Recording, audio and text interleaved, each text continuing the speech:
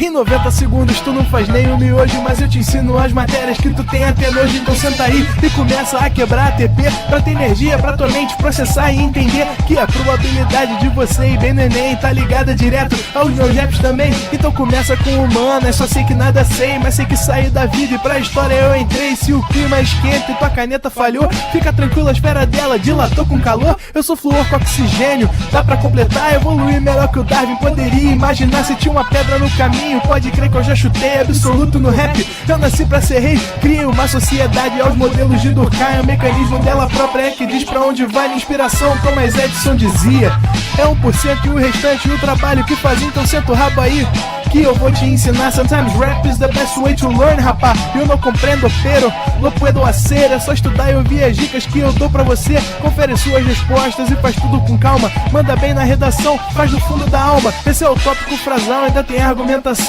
E a resposta pra você eu deixei na conclusão. Se tá nervoso, se acalma pra mandar bem. E se liga nos vídeos que eu te preparo pro Enem.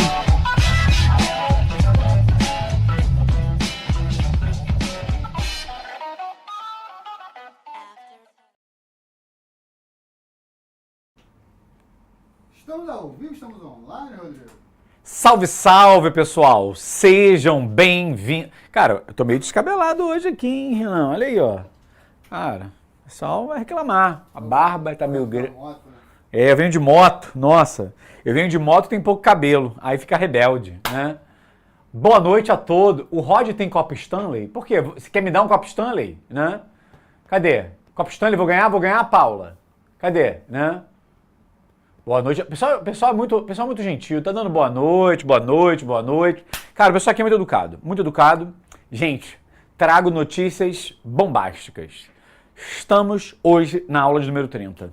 Quem aqui estava com a gente na aula de número 1, capítulo 1? Quem tava? Manda aí. Eu. Quem tava na primeira aula, manda aí. Gente, já foram 30 aulas teóricas.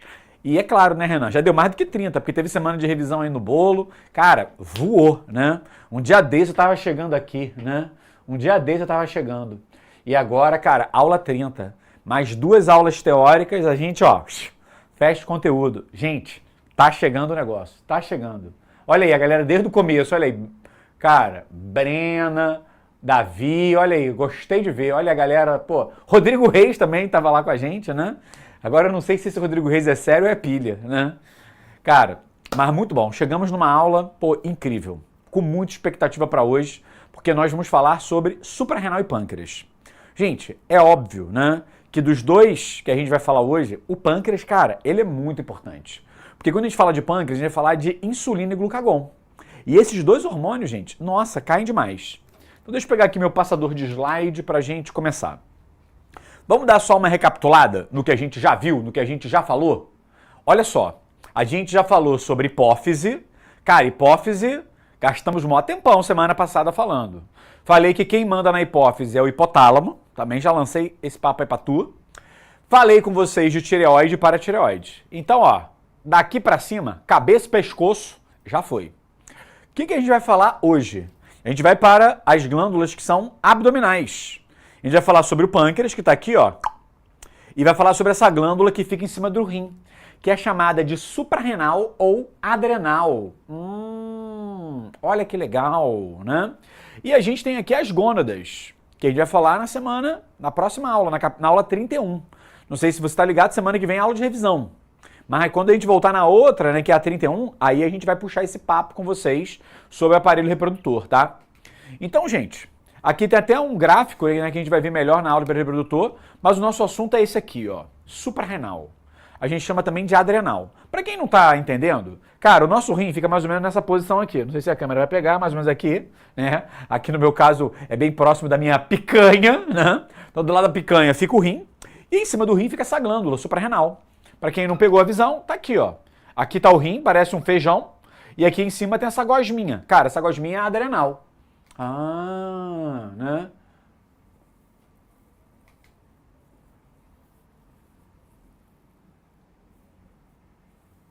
Olha aí, né?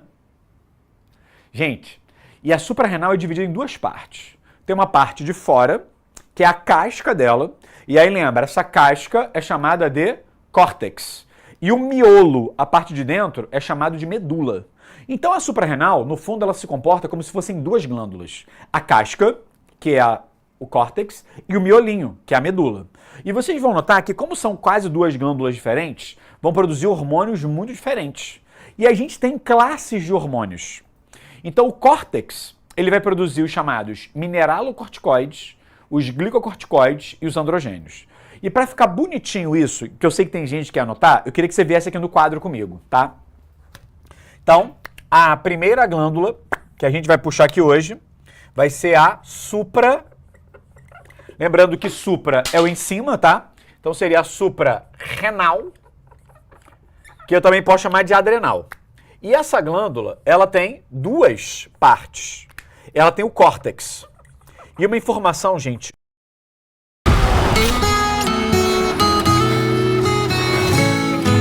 Aê, juntos nessa estrada, a vida no campo, no sol, na chuva, não tem parada. Aê, boiadeiro eu sou, sempre estou contigo por onde eu for. Chegou a picape que nasceu para o campo. Nova Maroc V6, carregada de força bruta. Volkswagen. Esteroides. E a gente vai ter aquelas três classes que eu mostrei para vocês no slide. Então a gente vai ter o primeiro hormônio, que são os chamados mineralocorticoides. E aí esse nome vai te dar dicas. Se são mineralocorticoides, de alguma forma, ele vai estar associado aos sais minerais, especialmente sódio e potássio. Então minerais, lembra disso. Só que mineralocorticoide é uma classe. E qual é o grande exemplo de hormônio que tem que ficar esperto aqui? É um cara chamado de aldosterona. Cara, e você que é fã da química, esse nome já te traz também mais detalhes. Olha o nome, ó, termina em ona. Pô, se termina em ona, é uma cetona. E se tem aldo na frente, é um aldeído, ou seja, é uma molécula que tem uma parte que é uma cetona. Sabe aquele C-O no meio da cadeia? Cetona. E ele tem um C-O na ponta. Então, no meio da cadeia C-O é cetona, por isso que tem ona, e C-O na ponta é aldeído, por isso que tem aldo no nome. Cara, olha que lindo, olha que maravilha. Então, a gente vai falar desse hormônio aqui que é a aldosterona. Tem outro grupo de hormônios que são chamados glicocorticoide. Cara, e o nome já te ajuda. Glico, tu acha que ele faz o quê? Escreve aqui no chat que eu quero ver. Quero ver aqui, ó. Quero ler você escrevendo aqui pra mim. Então, ó, glicocorticoide, gente, é uma parada importante, porque ele vai controlar o quê? O glico, ou seja, ele controla o nível de glicídios. E o hormônio que entra aqui é um hormônio famosão, chamado de cortisol. E o último grupo aqui de hormônios são os androgênios. E o que são androgênios, meu lindo e minha linda? Cara, androgênios são hormônios masculinizantes. Aí alguém vai falar assim, Rodrigo, é testosterona? Cara, testosterona é o principal hormônio masculinizante, só que a testosterona está sendo produzida pelo testículo, tá? A gente vai ter outras moléculas, outros hormônios que têm esse perfil masculinizante, que vem aqui, ó, da adrenal, que é a suprarrenal, é esse grupo aqui dos androgênios. Então são essas três classes. Mas é óbvio, gente, para você que vai fazer o Enem, eu focaria nesses dois aqui, ó. Esses dois aqui são mais importantes do que esses aqui de baixo. É só lembrar que esses aqui são hormônios masculinizantes. Beleza? Então, ó, tu já pegou aí? Deixa eu ver como é que tá esse chat aqui, deixa eu ver, né? Ó, o Caio Vitor mandou assim, professor, e os hormônios do ciclo menstrual? Isso a gente vai ver na próxima aula teórica, que a gente vai falar sobre FSH, LH, estrogênio, progesterona. Então, semana que vem a gente vai mandar isso, né? E nas mulheres? O que cara, não tô vendo, é Renan, o nome disso aqui é Renan, né? Renan perguntou, e nas mulheres? Cara, uma curiosidade, para as mulheres formarem os hormônios femininos, primeiro elas usam os hormônios masculinos. Então toda mulher, gente, tem produção de hormônio masculino, só que o corpo dela transforma esse hormônio masculino em feminino. Esse fenômeno é um fenômeno muito importante, tá? Tanto que tem algumas síndromes que a mulher fica meio que masculinizada. Tem um problema chamado de síndrome dos ovários policísticos. Ela acaba produzindo um nível alto de androgênios no corpo. E aí ela acaba tendo o aparecimento de pelos na barba, aqui na região da barba. Às vezes a voz da mulher pode engrossar. E a pessoa fala assim, pô, tá tomando algum negócio? Não. Cara, é uma doença que ela tem que ela acaba produzindo isso. E aí você tem que usar remédios para evitar esses efeitos colaterais. Então esses androgênios, são hormônios masculinizantes, tem também em mulher. Aí você fala assim, pô, mas pra quê? Porque eles são matéria-prima para gerar os hormônios sexuais femininos. Beleza? Pegou aí? Prof, você não tem uma garrafa... Ô, Manu, eu tenho uma garrafa da Stanley, mas por que o pessoal tá perguntando isso no YouTube e perguntando isso dentro da plataforma, né? Se eu não tiver, você vai me dar uma? Se você falar isso, eu falo que eu não tenho, tá? Então, vambora, né? Vambora. Renan, traz o slide de volta, por favor. Então tá aí esse grupo, e aqui é uma imagem, né, que aqui tá o rim, aqui em cima tá a adrenal, e eu tô pegando aqui, ó, e cortando. Então essa parte amarela aqui no meio é a medula, lembra, medula miolo, e essa parte de fora é o córtex, é a casca que tá por fora. E vamos começar aqui falando do primeiro hormônio. Gente, esse hormônio, eu já falei pra vocês naquela aula de urina, naquela aula de mijo, né? Calma aí, que a Samara mandou uma pergunta. Ah, vamos falar. Samara, eu vou falar do estresse. Tem uma relação muito próxima do estresse com a suprarrenal. Inclusive, tem um dos hormônios da suprarrenal que é o hormônio do estresse.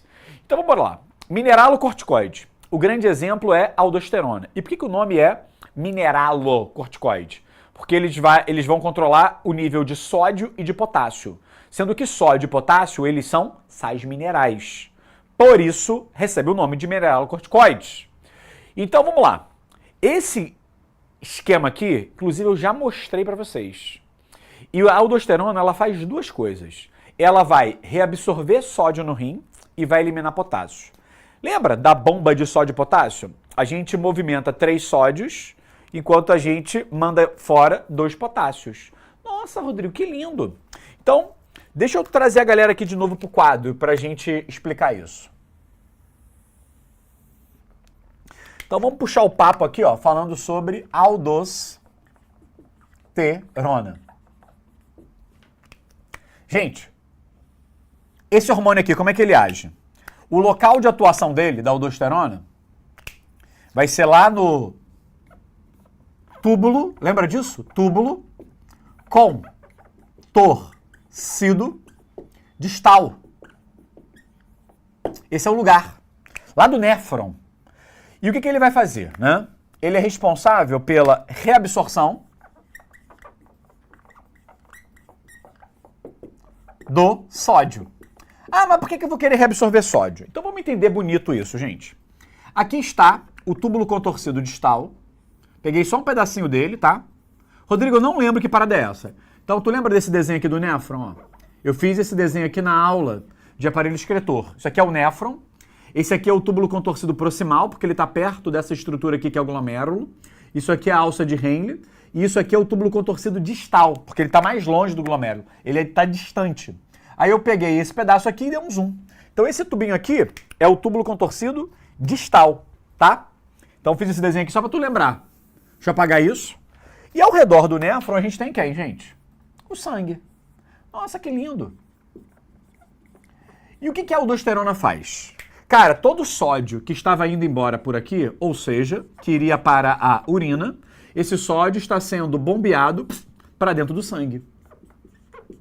Então o sódio está sendo bombeado para cá. Então eu estou reabsorvendo sódio. Só que para que eu faço isso, gente? Quando é que eu libero aldosterona? Eu libero aldosterona quando eu estou em situações de falta de água. Em situações de escassez de água. Tá faltando água, aí eu vou liberar aldosterona. E o que a aldosterona faz? Ela joga o sódio para cá. Ao jogar o sódio para cá, vai deixar o sangue o quê, gente? Hipertônico. Lembra? Vai deixar o sangue mais concentrado. E essa região aqui que perdeu sódio fica hipotônico.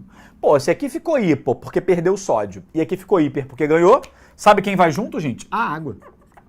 Então a água vai junto. Então se a água vai para lá, o volume de urina diminui. Ou seja, você urina menos. E ao urinar menos, você economiza água. Só que em compensação, essa água vai para onde? Para o seu sangue. E aí qual é a consequência? Você tem um aumento da pressão sanguínea. Nossa, Rodrigo, então pessoas que são hipertensas podem ter níveis altos de aldosterona? Sim. Hipertensão, gente, tem várias causas. E uma das causas é o excesso de aldosterona, que pode provocar isso.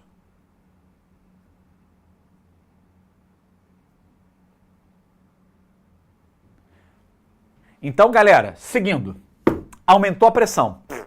É o que rola aqui. E o outro caminho que também é feito é o potássio sendo mandado embora. Então rola essa troquinha aí da aldosterona, né? Ela puxa o sódio para cá e manda o potássio para cá. Então você urina potássio, porque ele vem para cá, e você poupa sódio. Então esse é o grande efeito da aldosterona. E aí, gente, entenderam isso? Se tiver alguma dúvida, manda que eu tô aqui, ó, de olho. Cara, a Paula mandou um papo muito médico. Aqui virou doutora Paula, né? A aldosterona é um importante mecanismo de compensação homeostática. Olha que lindo, né? Nos casos de choque hipovolêmico. Sim, o que é o choque hipovolêmico? É quando a pessoa está com uma pressão baixa, que ela está perdendo sangue. Então, liberar a aldosterona é muito importante, porque tu puxa sódio e isso ajuda a aumentar a pressão. Você combate a chamada volemia. Eu nem trouxe esse termo, né? O que é volemia? É o volume de sangue. Então, se eu estou puxando água para cá, o que está rolando? Eu estou aumentando a volemia do sangue. E se a pessoa está num choque hipovolêmico, ou seja, está faltando água no sangue, cara, eu libero a aldosterona que ela vai resolver isso, ó, em 2 tempos. Muito bom, né? Gente, qual é o papo do copo Stanley? Conta pra mim. Conta pra mim. Ó, a Maria mandou, tem um remédio com esse nome, corticoide? Tem. E eu vou falar isso pra você. Não é só pro rim, não. Renan, joga o slide, por favor. Então já discutimos aí. E agora vamos para os glicocorticoides. Cara, o principal glicocorticoide é o cortisol. E, gente, o cortisol ele é chamado de hormônio do estresse. Então pensa bem, se ele é o hormônio do estresse, qual é a hora que você tem que liberar mais ele? É a hora que você vai mimir totoso ou é a hora que você vai acordar e vai ter um dia estressante? Gente, o cortisol ele é um hormônio que está alto durante o dia, de manhã cedo. Inclusive é o hormônio que, cara, faz você, né, ter energia para o dia ser vencido, essa jornada trabalhosa. Então o cortisol de manhã cedo ele faz o seu pico e ao longo do dia ele vai descendo. E o ideal é que o cortisol fique baixo lá no final da tarde. Pro início da noite você, tá com o hormônio do estresse mais baixo. E o que muita gente faz, né? Às vezes a pessoa se agita muito no final da noite. Tipo eu hoje, né, cara? Eu tô dando mó gás aqui nessa aula, dando sangue. Tô com cortisol mais alto. Pessoas que malham, praticam atividades físicas. É claro, né? Que entre não fazer nada e malhar à tarde, à noite, é melhor malhar à tarde à noite. Mas se você, é herdeiro, tu é vereador. Ah, eu sou vereador. Cara, então é melhor tu ir de manhã, né? Tu tem amanhã livre, né? Então tu vai de manhã. Então, se você puder escolher, é melhor de manhã. Entre nada e fazer à noite, é melhor à noite. Mas o hormônio, cara, do estresse é o cortisol. Então, em situações de estresse, ele vai estar alto, ele vai estar sempre, cara, lá em cima. E esse ritmo dele, né, que se altera ao longo do dia, ou seja, começa alto de manhã e vai caindo ao longo do dia, a gente chama isso de ciclo circadiano, porque ele tem uma variação cíclica em cerca de um dia. E o maneiro é que existe um hormônio contrário. Já ouviu falar de um hormônio chamado melatonina, que é o hormônio do sono? A melatonina de manhã cedo tem que estar baixa, tu acordou? E aí ao longo do dia, especialmente no final da tarde e início da noite, a melatonina sobe. Então, gente, o bonito é, se o cortisol está lá em cima, a melatonina tem que estar embaixo. Se a melatonina está lá embaixo, é o cortisol que tem que estar... Se a melatonina está lá em cima à noite, é o cortisol que tem que estar lá embaixo. Então eles são hormônios quase que antagônicos, né? Então durante aquele horário da noite, cortisol baixo, melatonina alta, você mime totoso. De manhã cedo, tem que estar cortisol alto, melatonina baixa para ter, aquele gás. E esse cortisol, por que ele faz a glicemia? Por que ele faz esse papel de hormônio do estresse? É só você pensar. Ele é um hormônio que promove a chamada hiperglicemia. Ele faz sua glicose subir. E quando tua glicose sobe, amigo, tu tem energia. E como é que ele faz isso, né? Ele vai estimular a chamada gliconeogênese, você vai fazer glicose, tá? Então você faz glicose para ter mais glicemia, ou seja, mais glicose para ter mais energia, e ele te capacita para isso. Só que tem um detalhe interessante. O cortisol, quando ele está muito alto mesmo, ele exerce um efeito anti-inflamatório. Por isso que tem muita gente que usa como remédio. E se você usar doses altíssimas do cortisol, ele exerce um efeito imunossupressor. Então, o que eu quero que você guarde sobre o cortisol? Ele controla o nível de glicídio fazendo o quê, gente? Fazendo a glicose subir. Então, ele é o hormônio hiperglicemiante, tá bom? Deixa eu ver aqui, ó. A minha melatonina continua... tem gente aí, ó.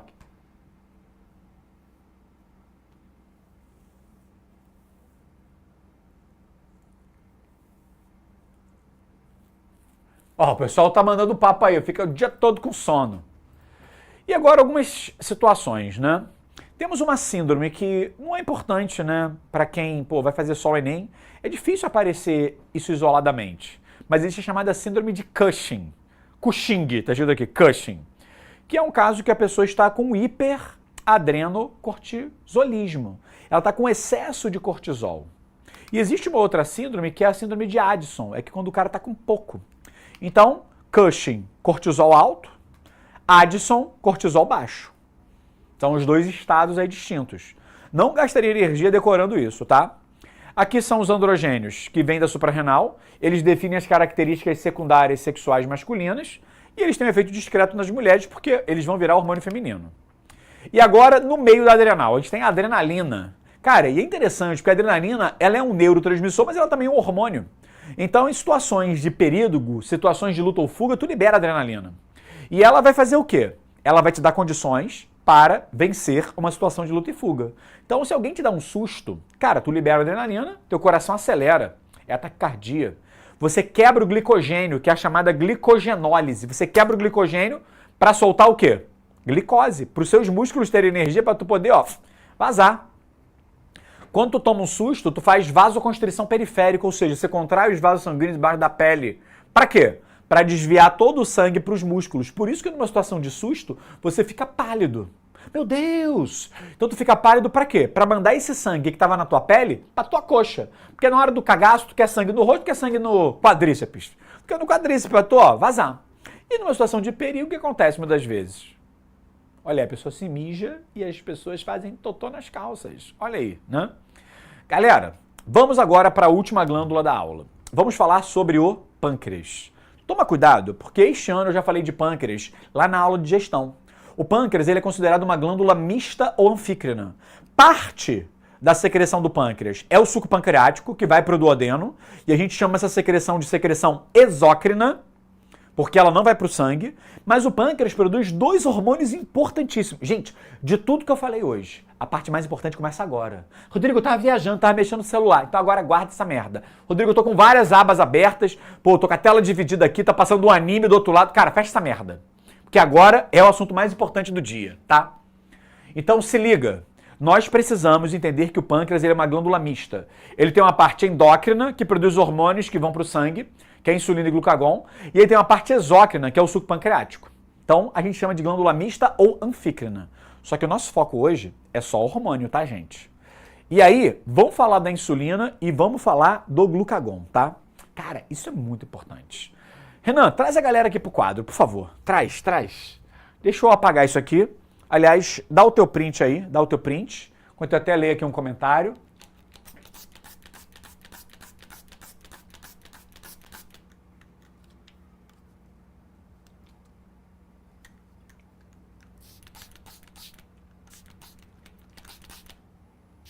Olha, a Evelyn já sumiu, né? Gente, uma curiosidade, né? A Evelyn falou assim, maracujá. Cara, existe um negócio que esse estudo aí, né? O maracujá dá sono, o maracujá relaxa.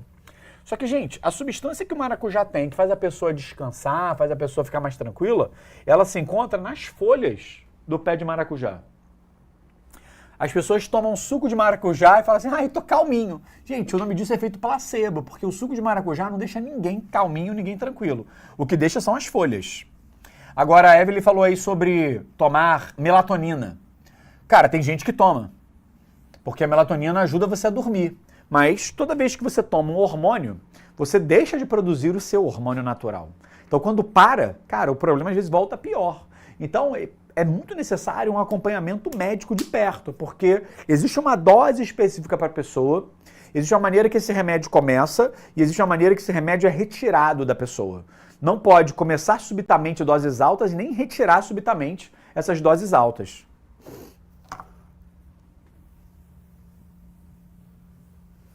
Maravilha. Então, vamos trazer aqui, ó, a segunda glândula do dia, que é o pâncreas. E para resumir o que a gente vai estudar hoje, vamos falar sobre insulina. Coisas que você não pode esquecer sobre a insulina. Sabe o cara que é diabético? Falta insulina nele. Se falta insulina, a glicose está alta. Na hora que eu meto a insulina nele, a glicose, ó, desce. Então a insulina, gente, é um hormônio que a gente chama de hipoglicemiante. Ou seja, é o hormônio que faz a glicose descer. Cara, e qual é o gatilho para disparar uma insulina? Cara, o gatilho é quando você está com glicose alta. E qual é a hora que você está com glicose alta? Pô, tu acabou de comer. Cara, eu comi, brigadeiro. A tua glicose vai subir. E quando a tua glicose sobe, você vai ativar uma célula do pâncreas chamada de célula beta. Então a insulina vem desse grupo de células beta. Então glicose alta ativa a célula beta, ela libera a insulina e ela reduz a glicose. E qual é a hora que a insulina é disparada? Quando você faz uma refeição. Porém, existe um outro hormônio chamado de glucagon. E o glucagon é o contrário. O glucagon, ele não faz sua glicose descer, ele faz sua glicose subir. Ele é um hormônio hiperglicemiante. Ah, hiperglicemiante. E qual é o gatilho para ele? É quando a tua glicose está baixa.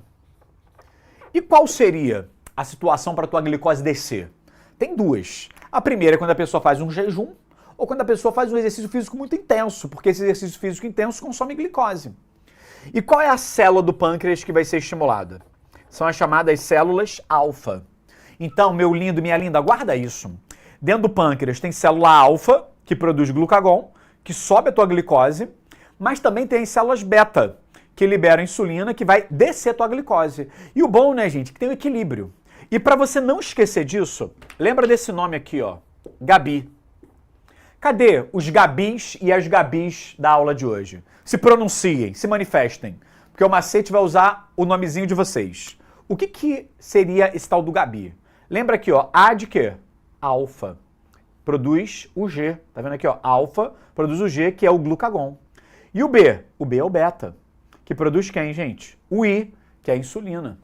Então, galera, A de alfa produz glucagon. B de beta produz insulina. Então não se esqueça disso. Tudo bem, gente? Que maravilha, hein? Olha aí, ó. Queria.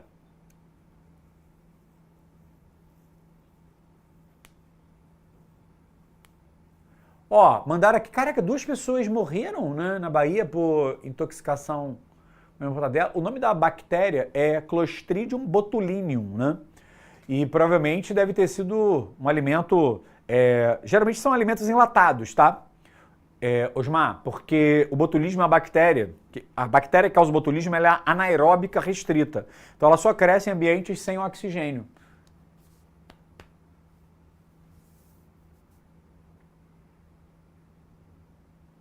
Cara, mandou aí água com açúcar, por que fica calmo? Cara, é placebo também, né? Não tem porquê. Ó, os antidepressivos agem suprarrenal? Jefferson, os antidepressivos agem em neurotransmissores no cérebro. Ali que está o efeito deles. Cara, vamos lá. Daqui a pouco a gente vai falar sobre o tal do jejum intermitente. E vamos começar agora a explicar o que esses hormônios fazem, né? Tanto a insulina quanto o glucagon são hormônios que controlam o que a gente chama de glicemia. E o que é a tal da glicemia? É a taxa de glicose no sangue. Então, quando você faz uma refeição, ou seja, quando você come, a sua glicemia sobe. E quando a sua glicemia sobe, você vai disparar as chamadas células beta, lembra? Glicemia alta ativa a célula beta, e ao ativar as células beta, você vai disparar a insulina. Tudo bem? Meu lindo, minha linda. O que a insulina faz? Ela faz 3 coisas, basicamente. Você tem muita glicose no sangue? Ih, cortou lá em cima. Deixa eu resolver isso aqui.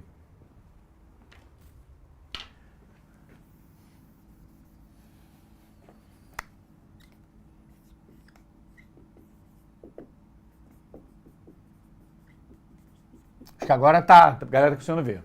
Então, quando a glicose sobe, porque você fez uma refeição, você ativa a célula beta que vai liberar insulina. E ela vai ter 3 efeitos. O primeiro é, essa glicose vai entrar nas células.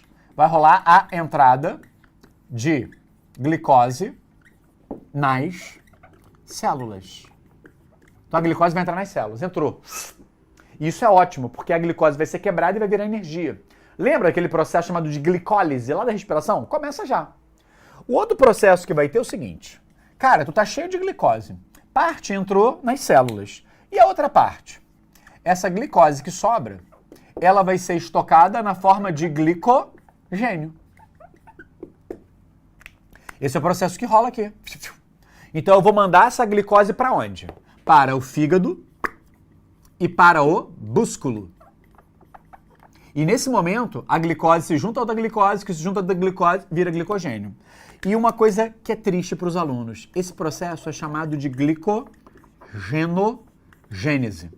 Rodrigo, eu nunca vou lembrar desse nome. Cara, olha só, gênese é origem, início, criação. De quem? Do glicogênio. Então você fez glicogênio no seu fígado, no seu músculo, porque você comeu muita glicose.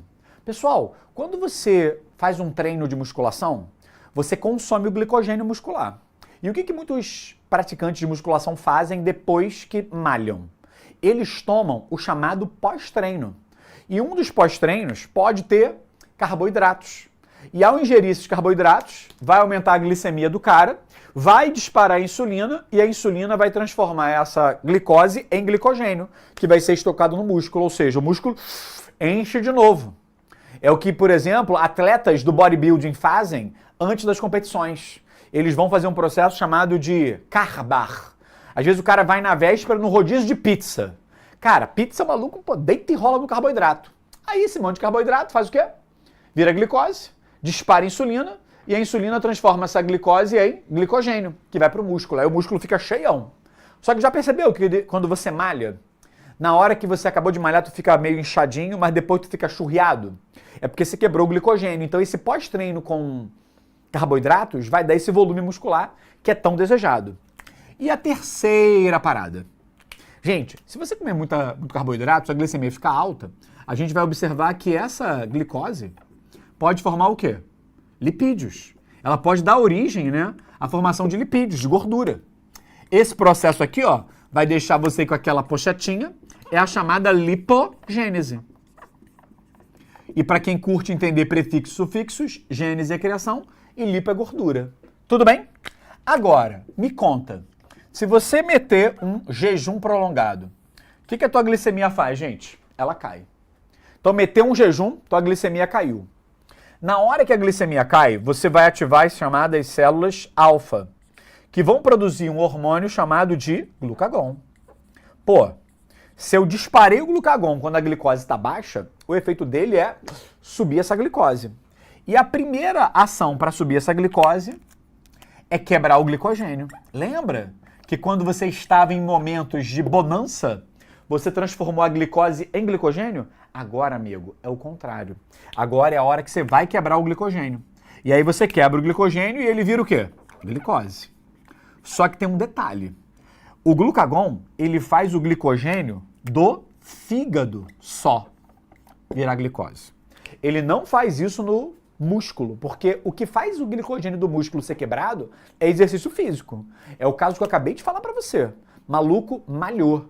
Ele chegou com um volume muscular maneiro, ele acabou de malhar. Ele tem o pump, que é um fluxo vascular mais intenso, que deixa inchadinho, mas isso dura poucos minutos. Depois de um tempo, na verdade a galera só se aproveita do pump para fazer a foto, né? Aquela foto do espelho, né? Mandando, tá pago, né? 3 de 6, né? A pessoa adora marcar esse negócio, né? Então, meu lindo, minha linda, o aluno acabou de malhar, dá uma churriada, porque esse glicogênio muscular foi consumido durante o exercício. Agora, um jejum grande, você libera glucagon e ele quebra o glicogênio do fígado em glicose. E essa quebra do glicogênio tem nome. Ela é chamada de glicogenólise.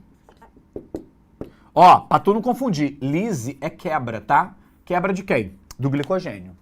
Deixa eu ver como é que vocês estão no chat. Olha aí, comida enlatada, fiquei preocupado. Professor, é verdade que transforma em câncer? Ô, Biabé, nem sempre, né? Normalmente gastrite pode ficar só como gastrite, às vezes vira uma úlcera. Mas, cara, para virar um câncer é um caso muito exótico, né? Muito raro. Então não é tão assim normal não, tá? A Eveline mandou aqui, porra, esse negócio de cara, alimento enlatado, você fala assim, pô, tem que respeitar a validade. Cara, não é só isso não, porque depende da conservação, de se a lata tá num bom aspecto. Então tem que avaliar muita coisa, né? Para saber se tá bem ou não. Estou tirando miojo, salsicha, mortadela. Cara, miojo é tão bom, gente. Adoro miojo, né? Se faz mal, é gostoso. Tá quase sempre assim, né?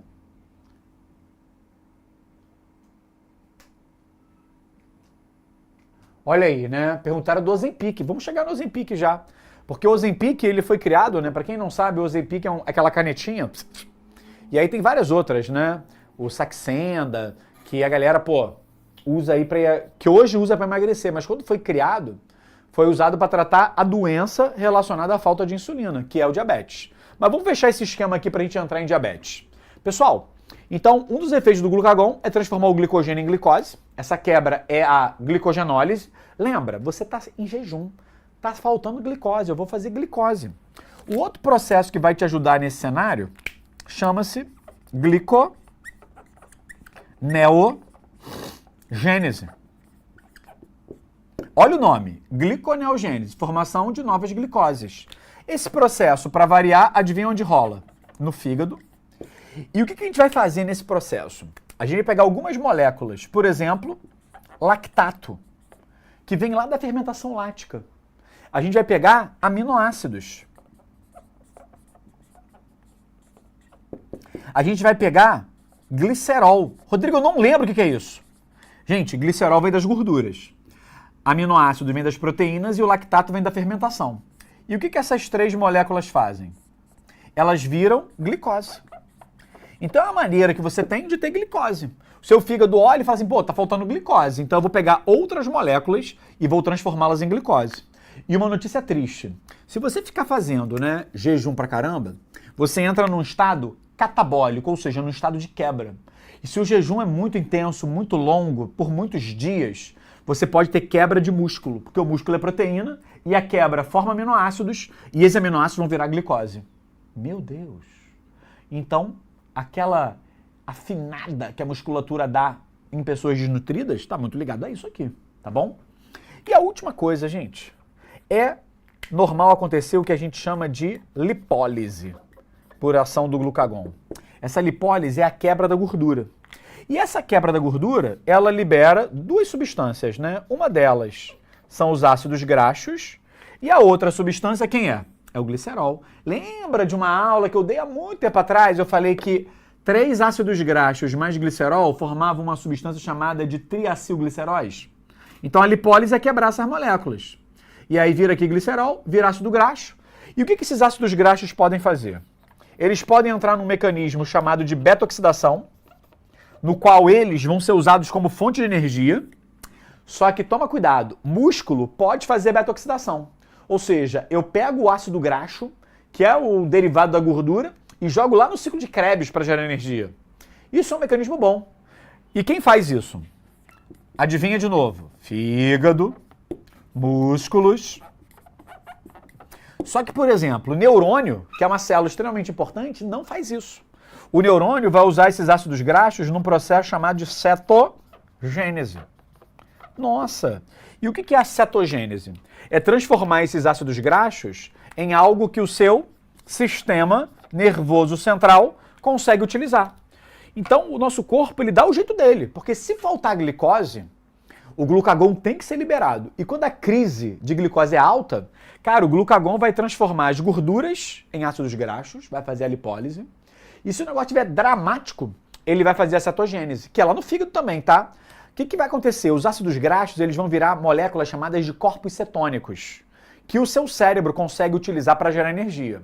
O problema é que os corpos cetônicos, eles fazem o pH do teu sangue cair, porque os corpos cetônicos, eles são cetoácidos. E eles causam um problema chamado de cetoacidose. E aí o pH do teu sangue vai caindo, o teu sangue vai ficando ácido. E aí, amigo, se você não tiver um cuidado hospitalar, tu vai de arrasta para cima. Meu Deus, que horror, né? Então, gente, dá um print nisso aí que eu já vou voltar para os slides. Deixa eu ver como é que tá esse pessoal aqui, ó.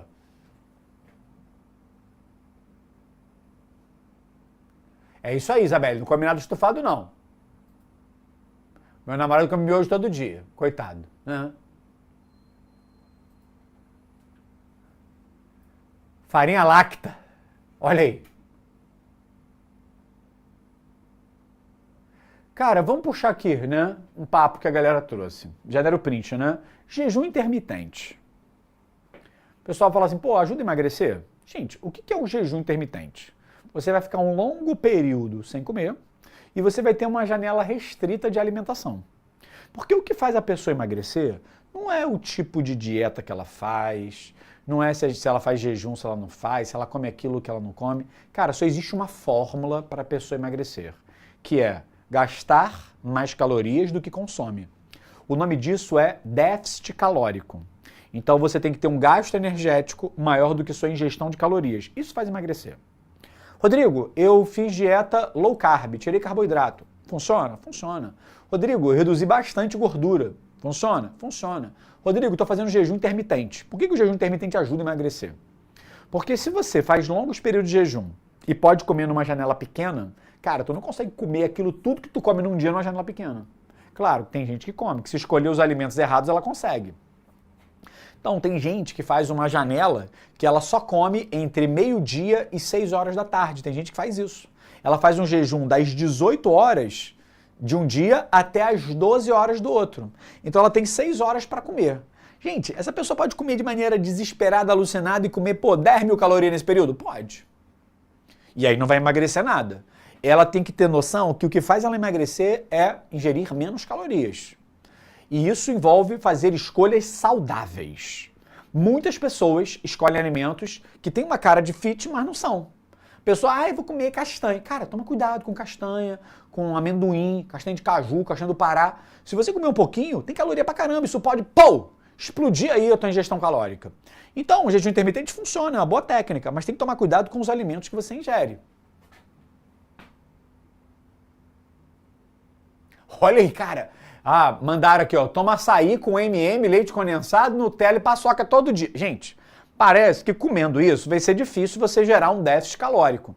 Um açaí desse, gente, vai ter quase mais de 1000 calorias, não vai não? Dependendo do tamanho. Porque só o açaí, pelo menos eu tô falando aqui do Rio. Açaí, gente, tem xarope de guaraná, então o valor calórico é alto. Tu mandou um M&M, tu mandou leite condensado. Nossa, Nutella, meu Deus, né? A Vivian mandou aqui pra mim, tem que comer doce quando a glicose está baixa? Cara, não necessariamente, porque o seu glucagon vai resolver isso, tá? Teu glucagon resolve esse problema. O que muitas das vezes acontece é a pessoa estar com pressão baixa. Só que a pressão baixa, ela pode ser causada pela hipoglicemia. E isso está causando desconforto. Aí ela come um docinho, sobe a glicemia e melhora. Então essa tontura da hipoglicemia pode ser resolvida com doce. Consulta nutricionista de graça com o Rod. Olha aí, ó. Mandei a consulta de graça, nem cobrei. Daqui a pouco eu mando o boleto. Então, Renan, traz a galera de volta pra cá. Então, resumindo, né? A insulina vem da célula beta e ela retira a glicose do sangue, lembra? Ela, manda a glicose para dentro da célula. A insulina, ela também, né, diminui a utilização de gordura porque ela faz gordura. Olha que horrível. Ela aumenta a síntese de proteína. E a falta de insulina é um problema chamado de diabetes mellitus. Esse problema é muito famoso. Tem 2 tipos de diabetes. Tem o tipo 1, que é o cara que não produz insulina nenhuma. E se ele não produz insulina nenhuma, qual o tratamento? Eu dou insulina para ele. Então, antigamente, a gente chamava isso de insulino-dependente. E existe o tipo 2, que a insulina está presente, tem um receptor, mas ele é defeituoso. E o Ozempic foi criado aqui, tá? O Ozempic foi criado aqui, para atuar nesses receptores defeituosos do diabetes tipo 2. Gente, um detalhe. Se você tem diabetes mellitus, falta insulina em você. Então, tua glicemia fica alta de maneira contínua. E quando você vai fazer xixi, o teu xixi sai cheio de glicose. E se você fizer um xixi numa parede, pode aparecer o que depois de um tempo? Formigas. Porque sai glicose na tua urina. E o nível de glicose esperado na urina de uma pessoa saudável é 0. Se tiver glicose na tua urina, é diabetes. Então se liga. Aqui, tratamento, tomar insulina. Aqui, outros tratamentos, porque a insulina existe, o que não existe é o receptor funcionando bem. E um ponto curioso, o tipo 1, gente, ele normalmente é aquele tipo juvenil, são pessoas jovens que nascem com diabetes. E o tipo 2 é aquele tipo adulto, a pessoa mais velha que tem o distúrbio. E agora glucagon, gente, vem das células alfa, ele aumenta a glicose, e aí ele quebra o glicogênio hepático, que é o do fígado, e faz a gliconeogênese, que eu mostrei para vocês. Cara, e aqui está o esquema. Esse esquema que está aqui é aquele que tu acabou de printar no quadro. Olha como o pai é generoso, né? Já deixou bonitinho para tu montar o teu caderno. Então, meu lindo e minha linda, chegamos ao final da nossa aula de sistema endócrino. Cara, espero que você tenha aproveitado bastante. E já vou avisar, semana que vem é revisão. A gente vai revisar essas aulas de sistemas que são extremamente importantes. E a gente já está aí, ó, embalado pro Enem, porque eu sei que você vai brilhar.